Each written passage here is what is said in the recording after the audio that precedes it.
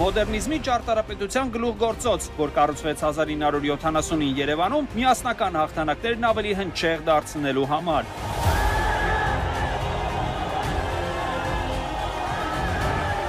Եթե չլիներ Արարատը, չէր լինի Հրազդան մարզադաշտը։ Եթե չլիներ Հրազդան մարզադաշտը, չէր լինի Արարատ ֆուտբոլային թիմը։ Այսպես է մարզադաշտի համահեղինակ ճարտարապետ Գուրգեն Մուշեղյանը նկարագրում մարզադաշտի ճակատագրական նշանակությունը։ Ասիմետրիկ երկհարկանի տրիբունաներով, լանդշաֆտային առանձնահատկություններով բացառիկ կառույց, որի հեղինակը Գուրգեն Մուշեղյան, Կորյուն Հակոբյան, Էդուարդ Թոսունյան ճարտարապետական եռյակն էր։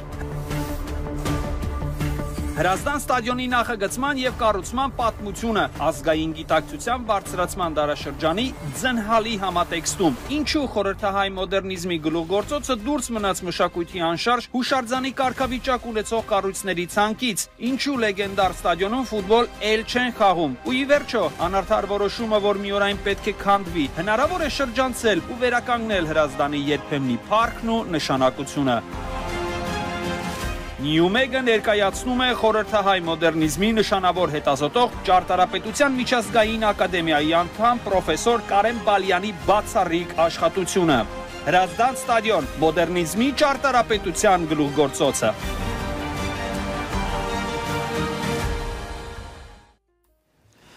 Դե սիրելի հեռուստադիտողներ, դիտեցինք Հրազդան մարզադաշտի մասին պատմող նոր գրքի անոնսը, գիրքը հրատարակվել է Նյումեգ հրատարակչության կողմից, հեղինակը պրոֆեսոր Կարեն Բալյանն է։ Հրազդան մարզադաշտը կառուցել են Կորյուն Հակոբյան, Էդուարդ Թոսունյան, Գուրգեն Մուշեղյան ճարտարապետական եռյակը։ Գիրքը լույս է տեսել Գուրգեն Մուշեղյանի ընտանիքի աջակցությամբ, մեր տաղավարում է ճարտարապետի այս պահին այո։ Սիրելի հեռուստադիտողներ, այս պահին ունենք հյուր, ում հետ քննարկելու ենք ճարտարապետական այս մեծ կառույցի մասին, դե ինչ Գուրգեն Մուշեղյանի ընտանիքի առաջարկությամբ գրքի հեղինակը խորհրդային մոդեռնիզմի նշանավոր հետազոտող մոդեռնիզմի պատմության մասնագետ Կարեն Բալյանն է։ Նա մեր տաղավարում է։ Բարի լույս, շնորհակալություն։ Բարի Բալյան, մենք ունենում ենք տեքստային թռիչքներ, որից հետո անհամապատասխան նախադասություններ, բայց փառք Աստծո ամեն ինչ լավ է արդեն։ Ճշտենք, խնդրում եմ ես պատմեք մի փոքր ակունքային պատմություններ Հրազդան ստադիոնի մասին, նոր, որից հետո կվերադառնանք բովանդակությանը, թե ինչու են խոսում, որ այն պատմական հուշարձանների ցանկից դուրս է մնացել, ինչու չի համապատասխանում միջազգային նորմերին որպես մարզադաշտ, բայց մի փոքր անոնս անենք Հրազդան ստադիոնի մասին։ Նախ ձեզ լրացնեմ, այսպես ասենք, հեղինակների վերաբերյալ, ճարտարապետները երկուսն են, Կորյուն Հակոբյան և Գուրգեն Մուշեղյան, Էդուարդ Թոսունյանը կոնստրուկտորն է, նաև մասնակցել են կոնստրուկտորներ Իննա Բաղրամյանը և Վլադիմիր Թաթևոսյանը, այս հեղինակներին վերաբերող։ Մեզ մոտ ինչ կապված է հուշարձանի հետ, ընդհանրապես Հրազդան մարզադաշտը, Հրազդան ստադիոնը, սա հայտնի կառույց է, արդեն աշխարհով մեկ հայտնի, քանի որ այդ ժամանակաշրջանի, այն ինչ մենք կոչում ենք խորհրդային մոդեռնիզմ, այսինքն 50-ական թվականների կեսից մինչև 90-ական թվականների սկիզբը, դարձել է արդեն շատ այսպես հետաքրքրությանը մեծ հետաքրքրություն ունի ամբողջ մասնագիտական այսպես շրջանակներում աշխարհի եւ նույնիսկ մարդիկ եւս հետաքրքրվում են դրանով։ Պարոն Բալյան, բայց ո՞րն է այս կառույցի ճարտարապետական առանձնահատկությունը, բացառիկությունը, որպես այդպեսին, դուք ինչպես ճարտարապետական որակները նա արտակարգ գեղարվեստական, քաղաքաշինական որակներ ունի, ես կասեի Հայաստանի եւ ընդհանրապես գեղեցիկ մի վայրերից մեկում այդ Հրազդանի կիրճում ահռելի կառույցը այնպիսի վարպետությամբ է տեղադրված, այնչափ համահունչ եւ բնությանը եւ ուրեմն այդ ամբողջ լանդշաֆտին մեր որտեղ մի կողմից ուրեմն այդ գետն է հրաշալի կիրճը եւ դիմացը ուրեմն Մասիսը եւ այս ամենը Երևանյան հրաշալի այդ բնապատկերը որ ցավոք աղավաղվեց շատ այսպես անհաջող կառույցներով վերջին տարիները անհամաչափ ընդ որում նաև որոնք շատ խանգարում են հենց իրեն ստադիոնի այսպես ասած միասնությանը բնության հետ շատ լավ ներողություն ինձ հետաքրքիր է միջազգային նորմերին ասում են որ չի համապատասխանում Հրազդան ստադիոնը այդ պատճառով այստեղ հանդիպումներ չի իրականում այ ո՞րն է այդ միջազգային նորմերը շատ լավ մենք տեսնում ենք արխիվային կադրերից անոնսի ընթացքում որ հրաշալի ստադիոն է եղել նախ որպես այդպեսին մեծ եւ ես տեսնում եմ կադրերով ասում եմ ո՞րն է որ անհամապատասխանն է այդ միջազգային այս գրքում մի այսպես փոքր էպիգրաֆ ունենք Էդվարդ Մարկարովի, որինի դեպ առողջություն եմ ցանկանում, քանի որ ոտքը վնասվել էր, եւ նա պետք է գար շնորհանդեսին, բայց հենց այդ օրը եւ Էդվարդ Մարկարովի այդ ով չգիտի գուցե երիտասարդներից Էդվարդ Մարկարով համար 9 էր Արարատի, երբ որ այդ հաղթանակներն էին Արարատի այդ տարիներին, 70-ական թվականներին Եվ նա ասում է, որ տարբեր լավ ստադիոններ կան աշխարհում, ավելի վատ էլ կան, բայց այսպիսինը չկա։ Եվ Հրազդանում հնարավոր չէր չխաղալ հաղթանակի համար։ Հիմա ով որ ֆուտբոլով հետաքրքրվում է, այս գիշեր հայտնի մի շատ հետաքրքիր խաղ տեղի ունեցավ Բարսելոնում, որտեղ տեղի Բարսելոնա թիմը խաղաց Միլանի Ինտերի հետ, դա կիսե եզրափակիչներ Եվրոպայի առաջնության ակումբների, դա խաղը տեղի ունեցավ Բարսելոնի հիմնական այդ թիմի ստադիոնը հիմա վերակառուցվում է, իսկ խաղը տեղի ունեցավ Օլիմպիական ստադիոնում, ընդ որում Հրազդանը եւս Օլիմպիական ստադիոն նշանակում է երբ որ ունի վազքի համար այդ առանձին, այսինքն միայն ֆուտբոլային չի։ Նա մարզադաշտ, մենք երբ ասում ենք մարզադաշտ, հասկանում ենք, որ մարզական մեծ իրադարձություններ կարող են տեղի ունենալ։ Ամեն ինչ կարող, օլիմպիական բոլոր խաղերը կարող են այդտեղ, Հրազդանը այդպիսին է։ Եվ մեկը մեկի դա նույն կարելի ասել կառուցվածքը ունի այն իմաստով նա Բարսելոնան ավելի հին է ժամանակի իմաստով բայց դա չի կարևոր նա էլ ունի մի արևմտյան այդ տրիբունան ունի մի փոքր երկուսն են եւ մեկը մյուսի վրա որոշ չափով գալիս է այսինքն այստեղ խոսքը գնում է ծածկի մասին որտեղ հիմիկվա այսպես ասած ստադիոնները բոլորը ծածկ ունեն, բայց դա նաև կապված է կլիմայի հետ։ Ես մոտ չկա անձրևներ եւ այնտեղ այս խաղը, կարևորագույն խաղը տեղի ունեցավ եւ ոչ ոք այդ նորմերը, այսպես ասած, դրա մասին խոսք չկար։ Իսկ այն ինչ որ վերաբերում է դաշտին կամ լուսավորությանը կամ հանդերձարանները, դա բնական է, դա պետք է։ Նստատեղերը արդեն հնացել են։ Սկզբում իմիջիայլոց Հրազդանում այսպես նստարաններ էին, երբ որ մարդիկ կողք-կողք էին նստում, աթոռներ չէին։ Եվ 70,000-400 կարծեմ տեղ էր։ Հետո երբ որ աթոռները պարզ է, արդեն պակասեց տեղերի թիվը, դարձավ 55,000, ճիշտ այնքան, ինչքան Թբիլիսիում հիմա իրենց Դինամո ստադիոնն է։ 55,000 շատ լավ, Բարսելոնինը մի փոքր նույնիսկ դրանից էլ քիչ է, այսինքն 55,000 դա հրաշալի մեծ ստադիոնի, այսպես ասած, թիվ է, էլի, քանակ պրոֆեսիոնալ։ Դուք գրքում խոսում եք, թե ինչպես որոշվեց, որ պիտի Հրազդան մարզադաշտը կառուցվի եւ կուզեմ խոսեք նաեւ նրա մասին, թե սպորտային ինչ զարկ տվեց մշակութային, ինչ փոփոխություններ մտցրեց։ Մենք գիտենք, որ Արարատ ֆուտբոլային ակումբի հետ զուգահեռ ստեղծվեց նաեւ Հրազդան մարզադաշտ, այսինքն կարելի ասել, որ սա կառույց է, որտեղ պիտի կերտվեին հաջողություններ եւ միայն ու միայն հաջողություններ այս դեպքում։ Եվ Արարատ 73 ակումբը եւ Հրազդան մարզադաշտը դարձան հայի մասին պատմող մի շատ հետաքրքիր սպորտային իրադարձություն։ Այո, ֆուտբոլը մի քիչ ավելի շատ է, քան խաղ։ Ֆուտբոլը այսպես հասարակական մի մեծ ոնց որ ասենք նույնիսկ այսօրվա բարերով որ ասենք կարելի ասել ինչ որ պերֆորմանս է որտեղ հավաքվում են մեծ քանակի մարդիկ, որոնք հասարակական նշանակություն ունեցող, այսպես ասած, մի միջոցառում է։ Եվ մի պատմություն կա, կապված, այո, Արարատ այնքան լավ էր խաղում, որ արդեն նոր մեծ մարզադաշտ էր պետք, մեծ ստադիոն, եւ այդ ստադիոնում են կերտվեց հենց այն ամենամեծ հաջողությունները Արարատի։ Եվ այստեղ մի պատմություն կա, որը իրենց եւ Կորյուն Հակոբյանն է պատմել, եւ Գուրգեն Մուշեղյանը։ Երբ խաղի ժամանակ շատ խանդավառ մի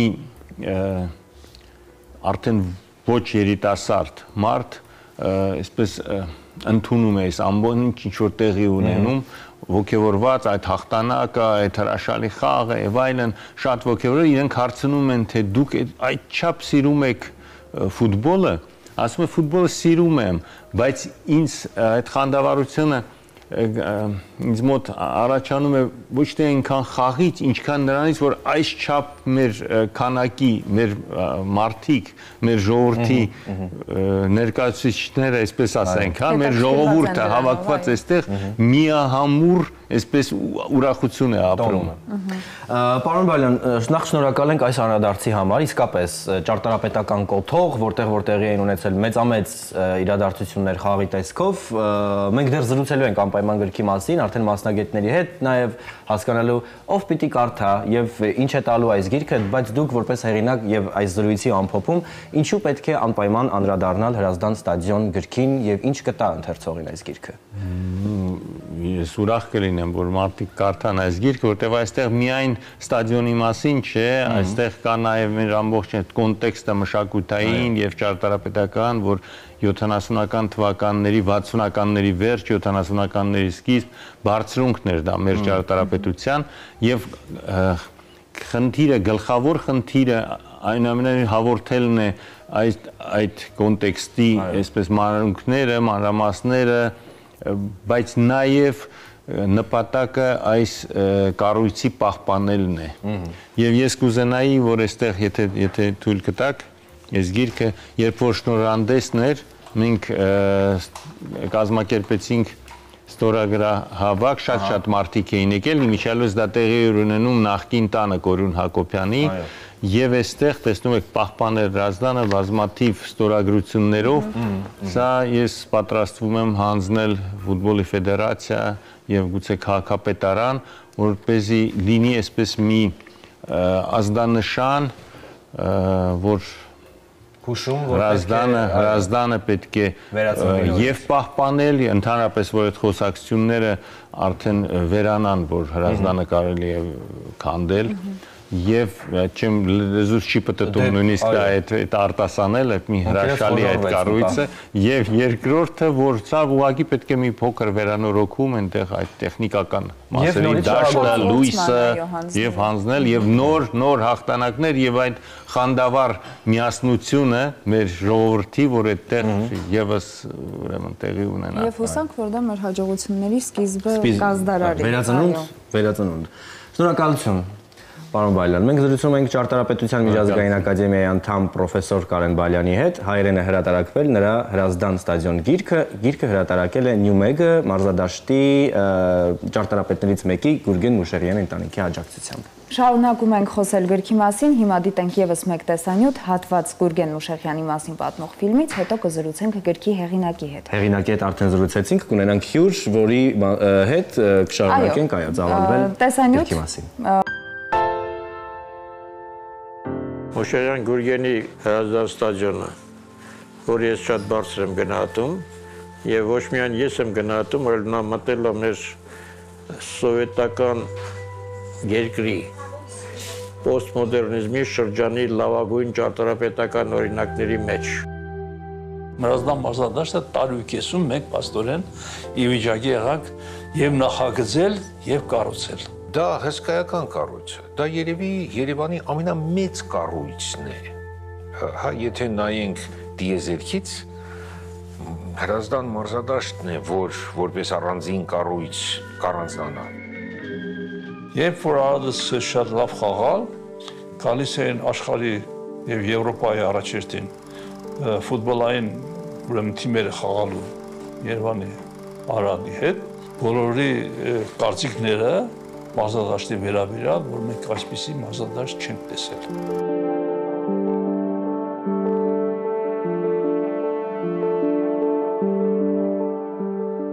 Так изящно, так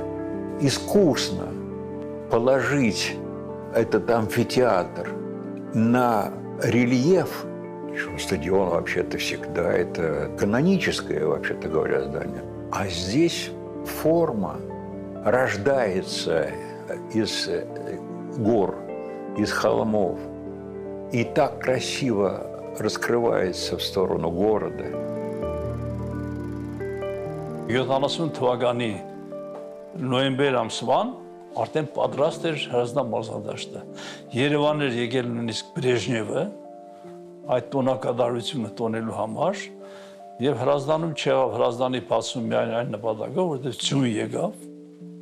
եւ այդ բացումը հետաձգվեց։ Բացումը եղավ 71 թվականի մայիսի 19-ին, երբ որ Արարատը խաղաց Կայրատի հետ եւ հաղթեց 3-0 հաշվով։ Արարատը հաղթեց Կայրատին, բոլոր հանդիսատեսները թերթեր հանեցին, վառեցին կրակներ եւ ապոշ մարզադաշտը կարծես թե մի հատ հսկա կրակ էր եւ անհնար էր անտարբեր մնալ։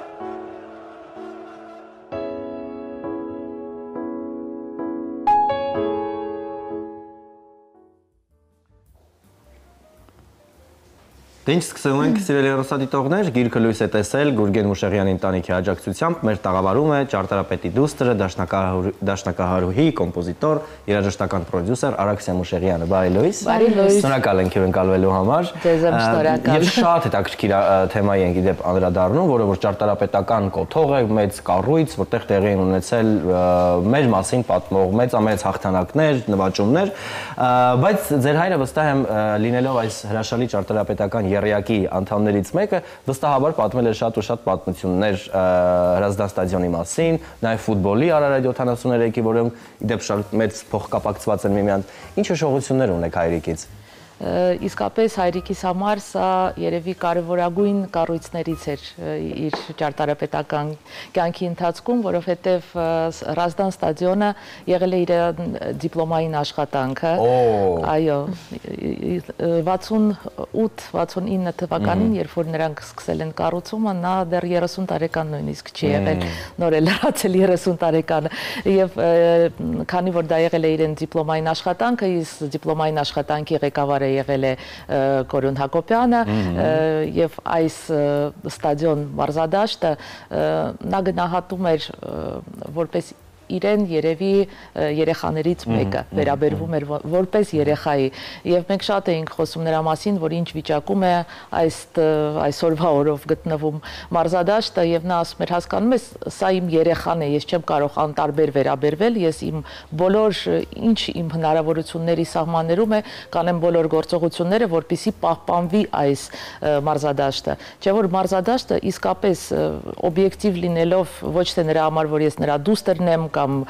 ինչ որ ուրիշ պատճառներով օբյեկտիվ լինելով դա մտել է լավագույն մարզադաշտերի ցանկի մեջ։ Ժամանակին տպագրված են եղել շատ հոդվածներ, ճարտարապետական հրատարակչություններ են դուրս եկել, որտեղ ես հիշում եմ մեկ հրատարակչություն կար, եթե չեմ սխալվում, հունգարական էր, կարող է պատահի շփոթում եմ, 70 թվական։ Այո, միջազգային ճարտարապետական շատ հայտնի եւ շատ կարեւոր ճարտարապետների համար հրատարակչություն, որտեղ են գրկված էին 20 լավագույն մարզադաշտերը եւ սկսած անտիկ ժամանակներից եւ Հրազդան մարզադաշտը այդ թվում էր։ Նույնպես ներառված։ Այո, ներառված էր եւ նա գտնվում էր Շապիկին մարզադաշտի մեր լուսանկարը։ Պահպանված է արդյոք այդ։ Այո, իմ մոտ կան բոլոր արխիվային, ես պահպանում եմ բոլոր արխիվները, որը հայրիկս ինձ թողել է։ Եվ հասկանում եք, այդպիսի ամփույթ ձևով չի կարելի վերաբերվել այն բաներին, ինչ որ մենք ունենք, հա, պետք է գնահատել եւ եթե դու գնահատում ես, պահպանում ես, նա ծառայում է քեզ երկար տարիներ։ Մարզադաշտը կարող է այսօրվա օրով ծառայել մեր հայրենիքին, մեր պետությանը, մեր հանրությանը եւ բերել շատ մեծ օգուտ։ Այո, իհարկե։ Հայաստան մարզադաշտը կառուցվել է ֆուտբոլային խաղեր անցկացնելու համար եւ ձեր հայրիկն ասել է, եթե չլիներ Հրազդանը, չէր լինի Արարատը եւ իհարկե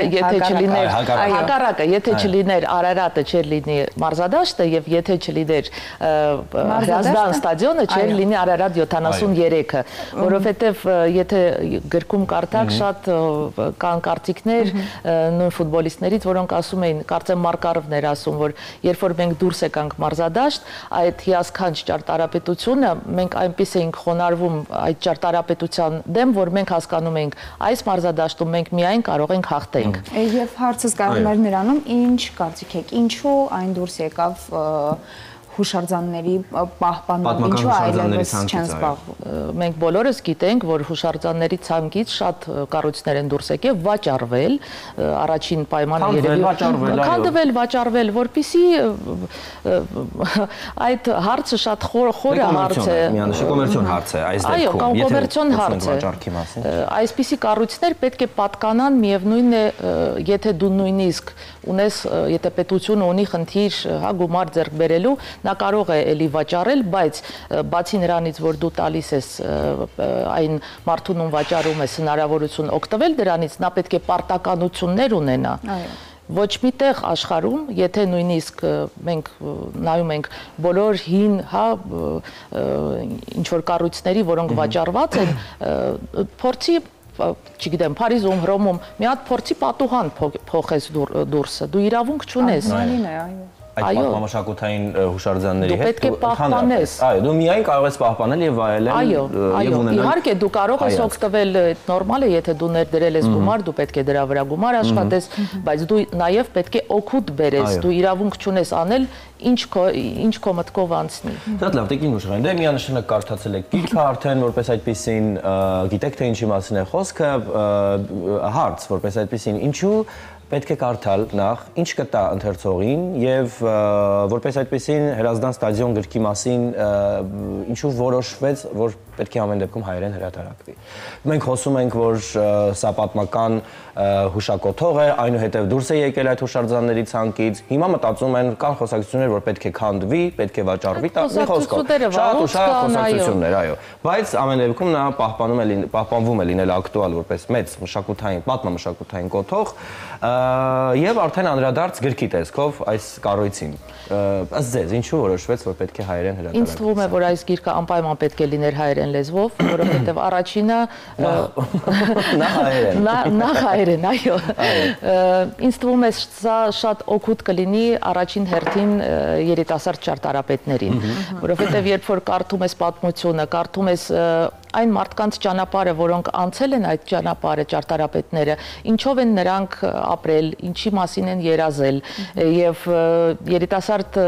ճարտարապետները պետք է հասկանան, որ եթե դու ունես երազանք, դու ունես շանս այդ երազանքը իրականացնել, իրագործել։ Ինձ թվում է, որ այս առաջինն է, ինչի համար սա հրատարակվեց, երկրորդը որպես նյութ, երբ որ դու հրատարակում ես նյութերը, ավելի տալիս ես հնարավորություն ծանոթանալու մեր այս դեպքում Հրազդանի պատմության հետ եւ մի տեղում հավաքված են այս երկրորդ գրքում մենք հավաքել ենք բոլոր նյութերը, որոնք հայրիկս գրել է, հարցազրույցներ է տվել, կարծիքներ ենք հավաքել, ոնց որ ամբողջական ես հասկանում, ինչի մասին է այս ամբողջ պատմությունը եղել։ Եվ ընդհանուր հավաքական պատկերացում ես կազմում, թե ինչպիսի անհատներ եւ մարդիկ են ունեցել աղանդավորագույն մեծ ձեռքի եւ մտքի շնորհքով, ամենակարևորը, որ նրանք պրոֆեսիոնալ էին եւ նրանք հարգում էին իրենց պրոֆեսիոնալ կարծիքը եւ միշտ պաշտպանում էին իրենց տեսակետը։ Նրանք չէին գնում քմհաճույքներով, չնայած սովետական ժամանակ կային կանոններ, կային, չէ, շատ սահմանափակումներ կային, բայց նրանք կարողանում էին ապացուցել, օրինակ Հրազդան ստադիոնը ինքը տիպարային պրոյեկտ չէր, բայց նրանք կարողացան ապացուցեն, որ այս տեսքով, որ այս տեղում հենց այս տեսքով պետք է այս մարզադաշտը լինի։ Բացի դրանից, այն ժամանակ, երբ որ պետք է կառուցվեր ստադիոնը, մեր հանրապետությունը չուներ այդպիսի քանակություն մարդկանց եւ Մոսկվայից էին ստանում այդ թույլտվությունները, բայց այստեղի սովետական մեր ղեկավարությունը, այո, ղեկավարությունը կարողացավ ապացուցել, որ սա ծառայելու է ոչ միայն Երևանին, այլ ամբողջ մեր հանրապետությանը եւ կարողացան ապացուցել, որ սա պետք է կառուցվի։ Դե գոնե ժամանակ արվեստը ցավում էր։ Այո, եւ ընդհանրապես արվեստը որպես այդպեսին կարեւորվում էր մեր ժամանակներում, հիմա արդեն կոմերցիոն վիճակների վրա ենք գնում ակնհայտ խոսակցությունը։ Շատ շնորհակալ ենք Տիկին Մուշեղյան հետաքրքիր զրույցի համար եւ ընդհանրապես շնորհակալ ենք Մուշեղյան ընտանիքին աջակցելու համար, որպեսզի այս հրաշալի պատմություն ունեցող ակունքները որպես այդպեսին հանձնվեն թղթին ու գիրք դառնան։ Մենք զրուցում էինք դաշնակահարուհի, կոմպոզիտոր, երաժշտական պրոդյուսեր Արաքսիա Մուշեղյանի հետ, ինչպես նշեցի, Մուշեղյան ընտանիքի աջակցությամբ լույս է տեսել Հրազդան ստադիոն գիրքը։ Գիրքն արդեն վաճառվում է գրախանութներում, կարող եք պատվիրել նաև Newmeg կայքից, Newmeg.am կայքից, մեր քաղաքի պատմության մաս կազմող շինությունների մասին պետք է ընթերցել, ծանոթանել ու բացահայտել այն մարդկանց, ովքեր կերտեցին Երևանի դիմագիծը։ Դե ինչ